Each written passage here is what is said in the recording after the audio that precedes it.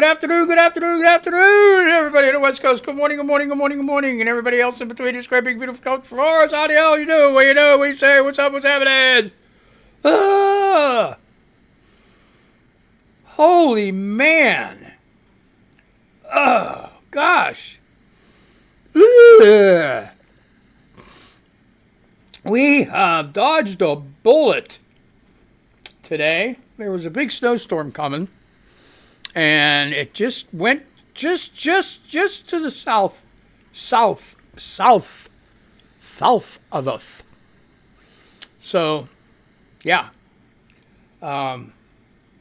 We only got about an inch, 2 inches. That's it.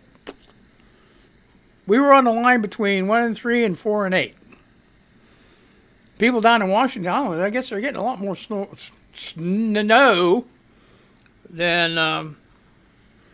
than we are, than we did, than all that other stuff. So what's going on with this stuff here? Okay, well, that shit's working. All my levels are good. Hey, we're doing good. Hey, okay, not a kid's show. Crumb munchers, rugrats, running around, time put them for a nap. If they're in school, damn.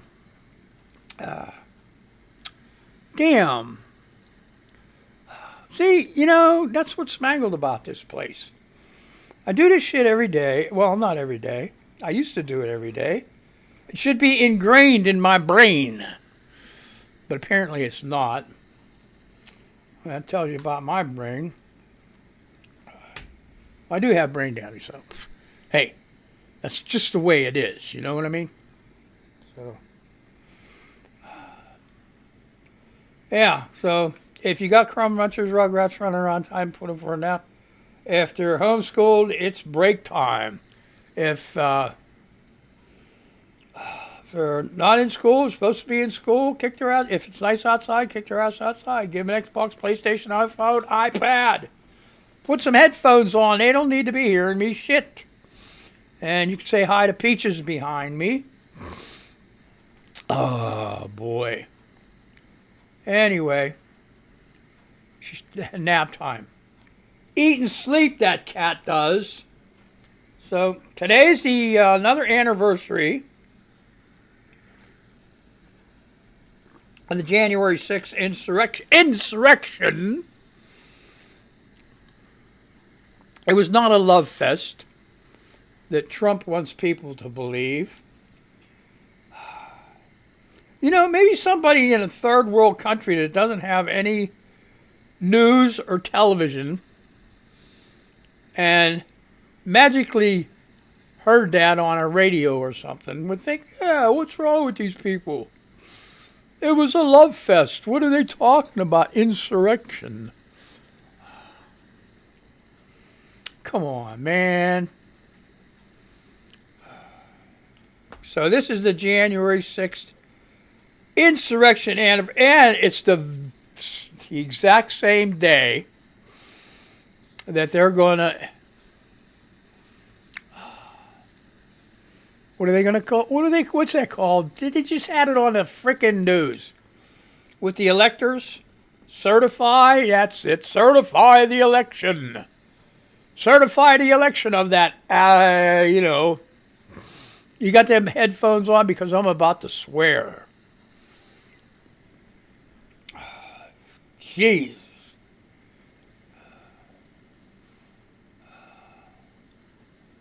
Oh, man. So anyway, I don't know if you watched the first day of Congress, the swearing in, but Jeffries did a real good speech, and then right after that, Johnson got up. You know what he said? They are going to redo and extend those tax cuts for the freaking rich. For the rich. So just add another few $1 trillion to the debt. They act like it's play money. And sometimes I think it is. You play Monopoly and stuff and you're the banker. And all that money's just sitting there. And you start losing. tell me, no, ain't nobody, you can't tell me you haven't done it. You're so tempted. Maybe you haven't done it. But you are awfully tempted to just reach over in that little pile of 100s and 500s or whatever and slide a couple over to your side. You know? That's what they're doing. That's what they're doing. So Jeffrey said he is going to fight about the Medicare and Social Security and stuff. I keep telling these people, man, we have to do a actual sit-in. People are like, oh, what the hell are you talking about? Hey, sit in.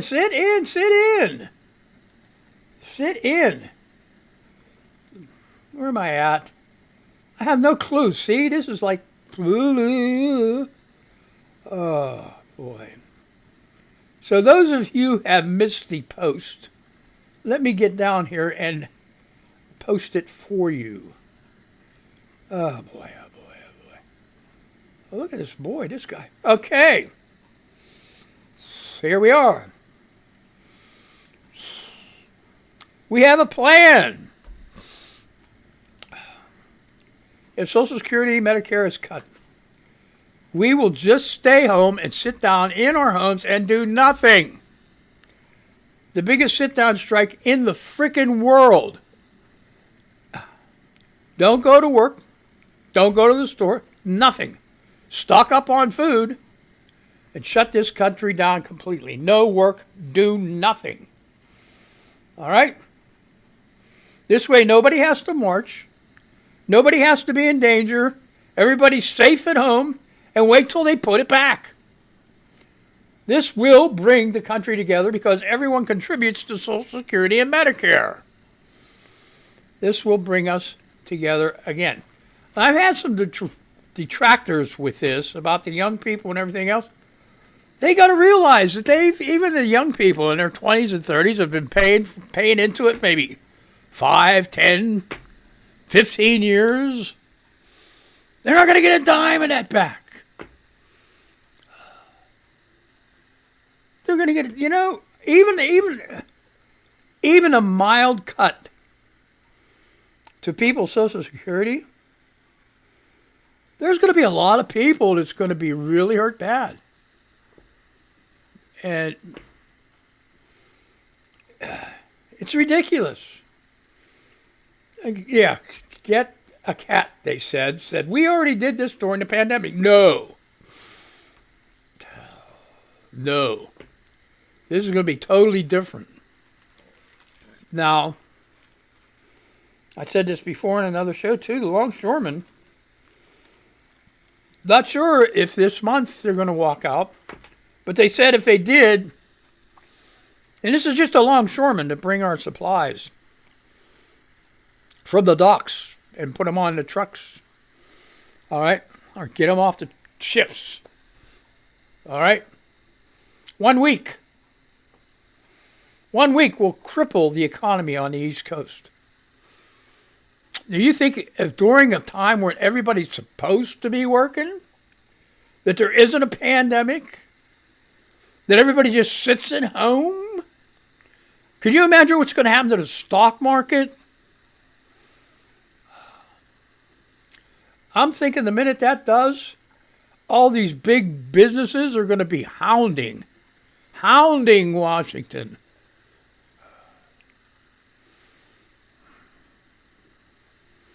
To put that shit back. That's my belief. So, hey, hope it happens, you know what I mean, but we got to figure this shit out, you know? So I mean, let's start. No, I don't want to go to the jungle right now. Anyway, what else is... Oh, yeah, that's another thing, too. He said, first day in office, he's going to pardon the insurrectionists. that are in jail. Commute their sentence or something, I don't know. Now, the problem with that is he's making a list. He's not going to do everybody. So what about the poor sucker that's still sitting in jail that Trump missed? A super MAGA fan that loves Trump. It's his earthly savior. And Trump just skips right the fuck over him. Excuse me. I said it. Skips right over him.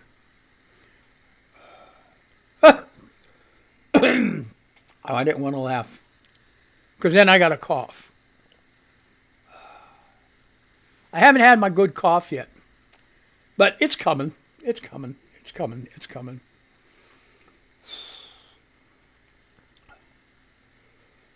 Okay, Alan.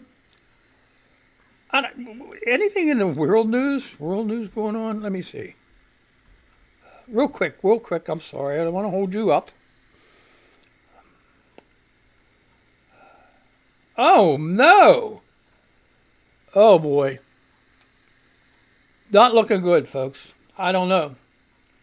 Justin Trudeau resigns as Canadian Prime Minister.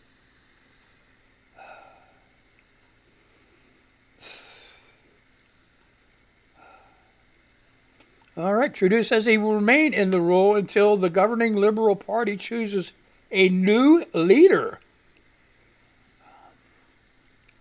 Gee whiz. 1 hour ago. This is stories 1 hour ago. This one. What was the last one? It doesn't. It's just a headline. Okay. Who might replace Trudeau as Liberal Party leader? This is written by Jessica Murphy, BBC News, Toronto. I use BBC News because American news sucks. They skipped CNN. Terrible. I don't know if I don't travel around a lot. MSNBC. But they beat that story to death about New Orleans. And they left all these other stories go. And then they come up with some stupid entertainment shit. Come on, man. CNN, what are you doing, man? Are you a news service? Or are you like... God. They had everybody in their freaking brother. You know what? I probably could have gone on there and said something about the New Orleans freaking attack. Oh, my God.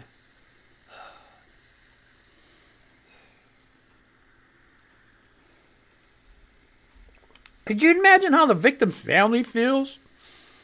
It just like keeps rubbing their nose in it, you know? Like,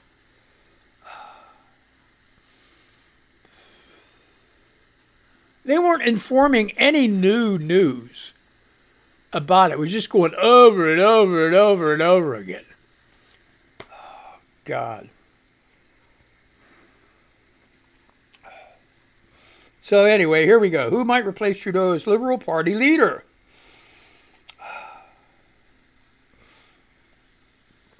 Justin Trudeau's 9 years as Canadian Prime Minister are coming to an end after he announced he will step down as leader of the governing Liberal Party. It means his party must now find a new leader to compete in a general election in which polls suggest they are heading to defeat. Here are some of the people expected to enter the Liberal leadership race. Former Deputy Prime Minister Chrystia Freeland. The Toronto Member of Parliament is seen as one of the top contenders to replace the outgoing leader and became one of the most well-known members of Trudeau's team. While she had long been seen as a trusted senior official in this inner circle, a rift between the Prime Minister's office led to her recent abrupt resignation in December.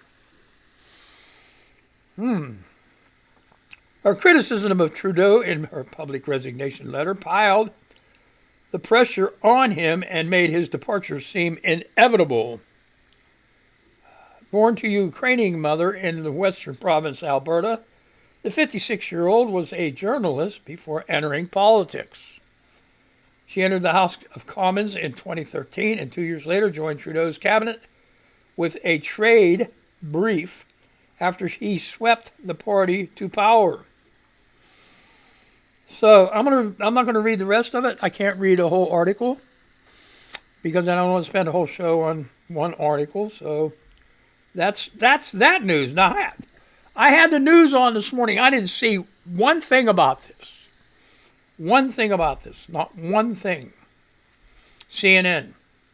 I'm blasting you, CNN, because you're starting to really suck. You're becoming the left's Fox News. No.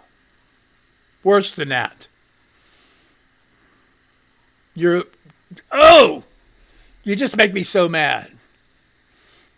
Because all them years you was sucking up to Trump when he wasn't in office, giving him a microphone to spew his shit, just added to his popularity. And not giving Biden any credit at all. So there. How about that? Biden bans offshore drilling across vast area of the United States. The ban covering most of America coastline comes 2 weeks before Donald Trump's inauguration ceremony.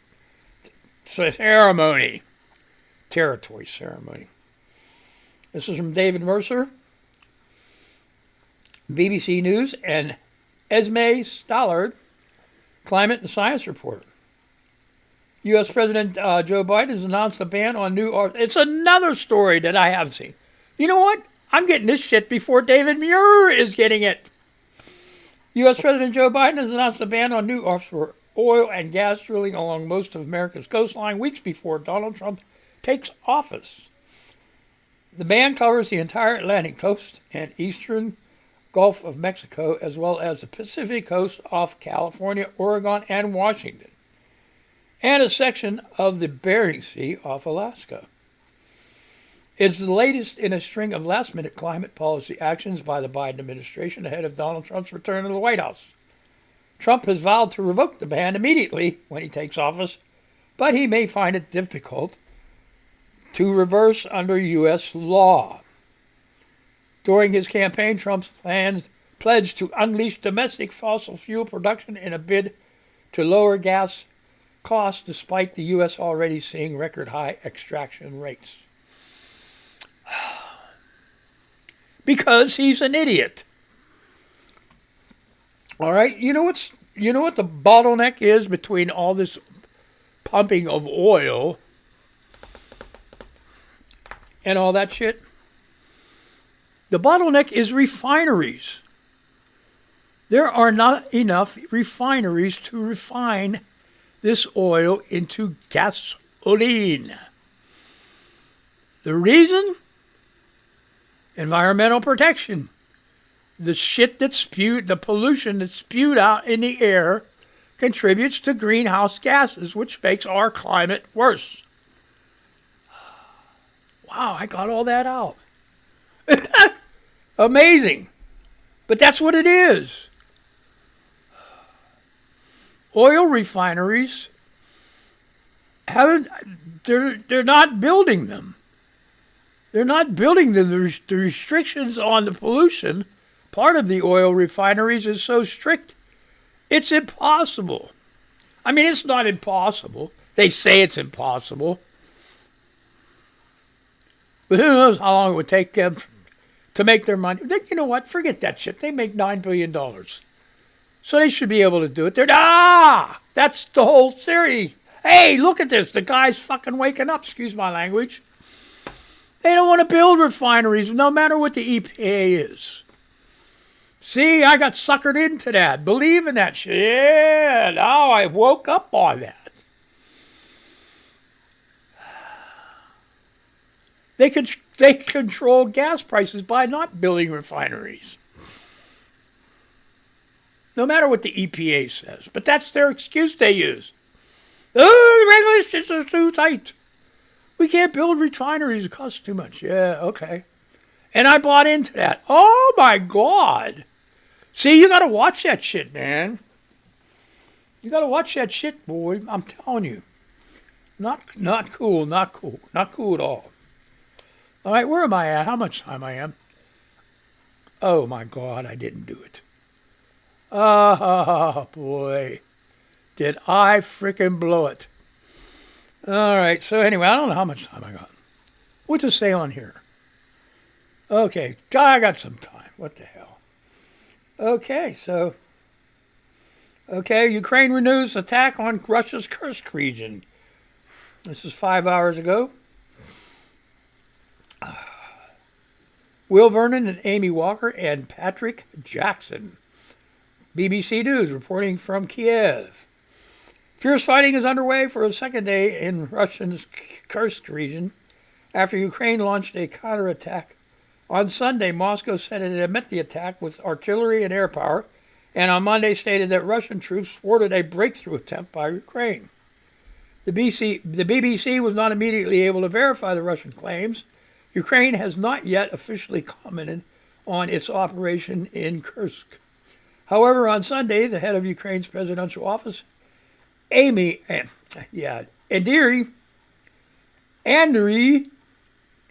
Yermak, God, I'll get it one of these days.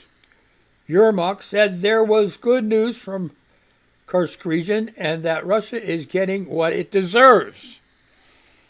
Ukrainian forces entered the region of Kursk in August, seizing a chunk of territory. Russian forces have pushed them back in some areas without managing to eject them entirely. According to Russian Defense Ministry, a Ukrainian assault detachment consisting of 2 tanks, 1 military engineering vehicle, and 12 armored fighting vehicles attacked near the village of Burden around 9. That's 6 o'clock Greenwich Mean Time on Sunday. Russian forces hit back, it said, destroying both tanks, the military engineering vehicle, and 7 armored fighting vehicles. Fighting continued, it added. Okay. So one more paragraph. Aerial video of a column of armor moving through snow-covered countryside in daylight and coming under fire with vehicles taking hits was published by Russian state news in agency RIA. Agency News RIA. Okay? So that's enough of that shit. All right, what else we got in news? And I'm going to go just the headlines. Yeah, that's it. Harris, Kamala, is going to have to certify this freaking scheme. I wonder what the hell everybody's saying. There's going to be shock and awe with this whenever they come out with what the hell the cheat was. I haven't heard anything yet, have you? So, Shock Globes wins have shaken up the Oscars race. Surprise win for actresses Demi Moore and Fernando Torres at the Globes mean that the road to the Oscars may have plenty more thrills to come. Really? All right. That's it. Oh. There's an avalanche that barrels down to Utah Mountain. That was 2 hours ago.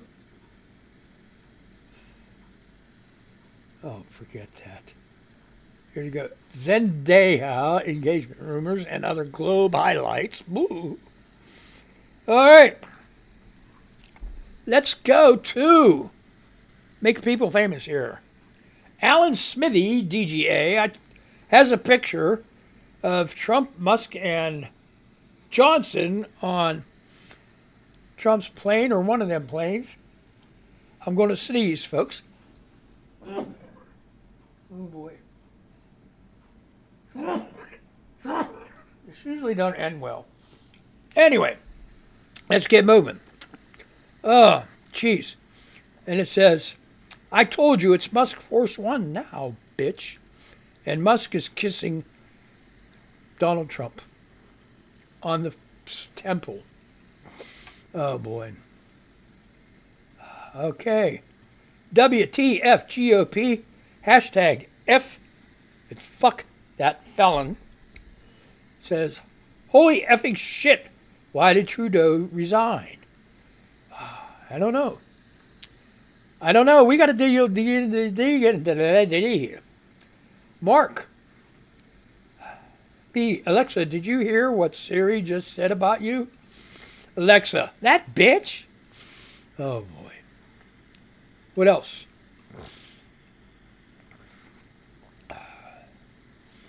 What's this now? Reposted by Stefan. Okay, yeah, whoa, all these. Reposted by, the Mark one with the Alexa, reposted by Avogadro's House of Blues. This one's reposted by Stefan. Hashtag End Patriotic Now, Cobb. Alan Teen, MD, MHS, MDLogics.com. 94,698. I don't know what that. But anyway, he reposted hashtag Good Policy Biden. Art Candy's post. President Biden officially signs the bipartisan Social Security Fairness Act. How about that? It boosts payments for current and former public employees, affecting nearly 3 million people who receive pensions from their time as teachers, firefighters, police officers, and other public service jobs. It's great news, great news. All right, reported by reposted by Papa Goose. Krasenstein's posted, Adam Schiff, if Donald Trump starts his new administration by pardoning insurrectionists, he'd be beginning this term just at the end of the last, celebrating violence against our democracy. That says, Krasenstein says, who agrees with Adam Schiff? Oh, man. Where am I at? All right, let's move on. Let's go. We're going to Threads now. Okay, Nancy Liz Wester. Nancy Liz Wester Drew, Mangled News, folks. Drone just flew over and managed to get a pic. And it's a picture of the Jetsons. Oh, my God. All right. Evo Captivity reposted. Runs with scissors in the dark. 14,500 Walmart employees on SNAP and 10,350 on Medicaid. That's from May 19, 2024. Walmart gross profit for the 12 months ending October 31st was $166.413 billion. And she says, Evocativity says, I'm never going there again.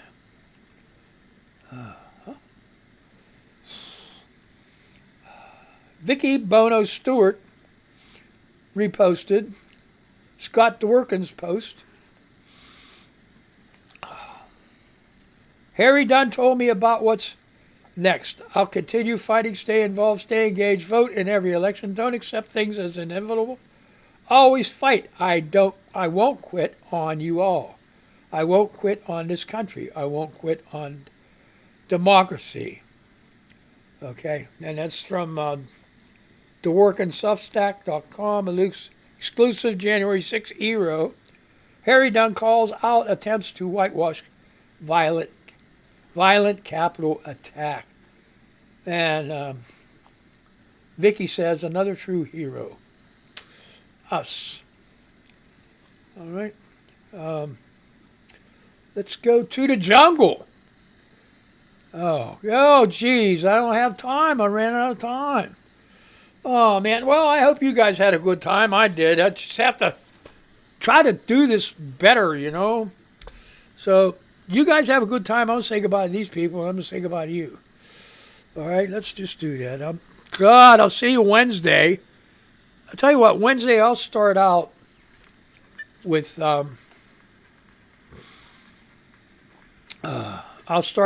jungle. And the jungle is X, just so you know. Okay? So let's just get ready for this. Oh boy, let's see. And have a good day. Be careful. Don't get that Rona. And I'll talk to you guys later. Later.